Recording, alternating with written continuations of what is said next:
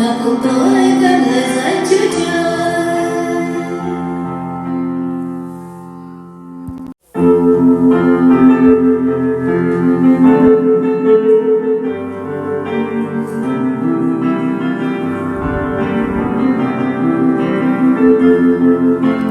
Chúc mừng năm mới, người người bình an trong danh Chúa Giêsu.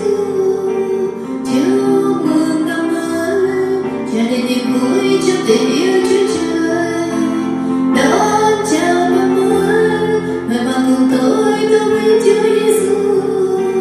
Đón chào năm mới, mời mà cùng tôi ca ngợi danh Chúa Trời. Khi mà xuân đến muôn lời hoa luôn bên đón chào, bao nhiêu nỗi ơn định về khi xuân về, lòng người xa xuyên ơi mong năm bao mùa, giờ đây năm mới sang.